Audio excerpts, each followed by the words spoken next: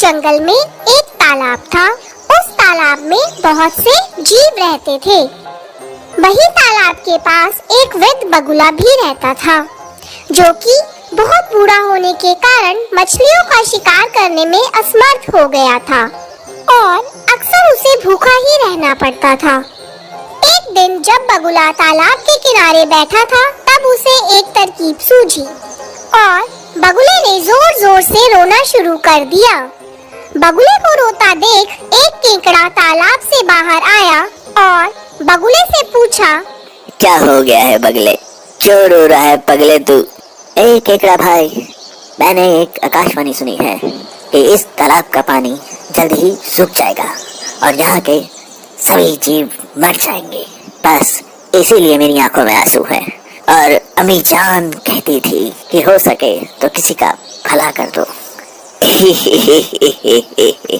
अच्छा है।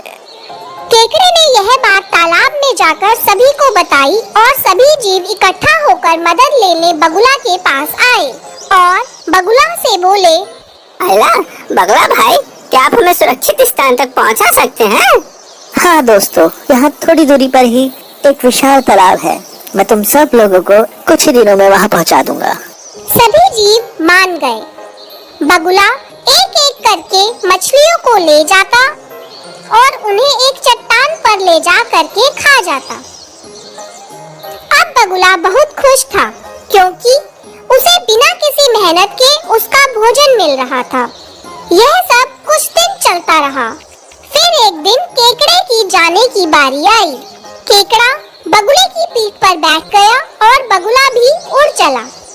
कुछ दूरी पर केकड़े ने बगुले से पूछा, क्यों बगुले, खुश तो है ना मछलियाँ वहाँ? तू ले जा रहा है मुझे जहाँ। बगुला सोचने लगा कि अब इसे सब सच बता ही देता हूँ, क्योंकि इसे भी अब मैं खाने ही वाला हूँ। नहीं बच्चे, मैंने तो झूठ कहा था। ऐसा तो कोई तालाब है ही नहीं। और हाँ, जो मछलियाँ मैं ले गया था वो सारी मछलियाँ मेरे पेट में खुश हैं। और अब तू भी वहीं जाने वाला है। केकड़े ने सोचा, यदि यह दुष्ट बगुला जीवित रहा तो उसका और तालाब के सभी जीवों का जीवन संकट में आ जाएगा। यह सोचकर केकड़े ने अपने तेज पंजे बगुले की गर्दन में गाड़ दिए। ये तूने अच्छा नहीं किया बगुले, अब मरेगा बगुला।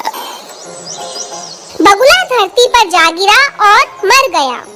बहुत फड़फड़ा रहा था, जान बचाएगा सबकी।